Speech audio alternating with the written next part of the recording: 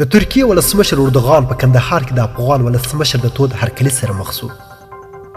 په کندهار کې د میرویس نیکه د لوړ زده کړو مؤسسې د حقوقو او سیاسي علومو پوهنځي د ادارې او ډیپلوماسي څانګې مسؤلینو لخوا عملاً ډیپلوماټیک آداب او تشریفات اجرا کړل شول.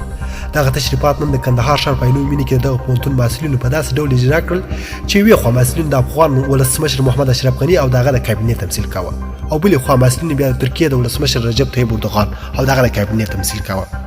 دغه پروګرام لارښود استاد اسدالله الفت و. هغه وویل چې دغه پروګرام څخه هدف مسؤلینو ته ډیپلوماټیک تشریفات ورزده کول دي. د الفت صاحب په وینا د حقوقو او سیاسي علومو پوهنځي د ادارې او ډیپلوماسي څانګې محصل چې فارغ کېږي باید په دې پوه وي چې د ډیپلوماټ په حیث څنګه نور هیوادونو ته ولاړ شي، څنګه نور هیوادونه ډیپلوماټان قبول کړي، څنګه تفاهم لیکونه امضا کړي او څنګه ویناوې وکړي. په دغه پروګرام کې د کندهار والي حیات الله حیات هم وویل چې دغه پروګرامونه د مسؤلینو لپاره ډېر ګټور دي او باید ادامه ومومي.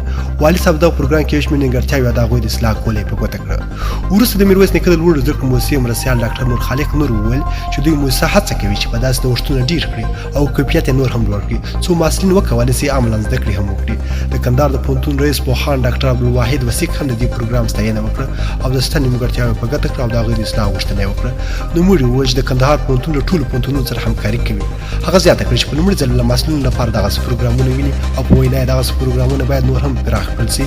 په پای کې د کندهار د ولایتي شورا وکیل عطاالله ته هم خبرې وکړې او وروسته د میرویس نیکه د لوړو زده کړو مؤسسې یو شمېر استادانو ته ستاینلیکونه هم ورکړل شول. ډېره مننه چې ویډیو مې سره تر پایه وکتل. کوم خوښ شوي لایک یې کړئ، کوم چینل نوي سبسکرایب کړئ چینل سبسکرایب کړئ. تر بیا ښې چارې.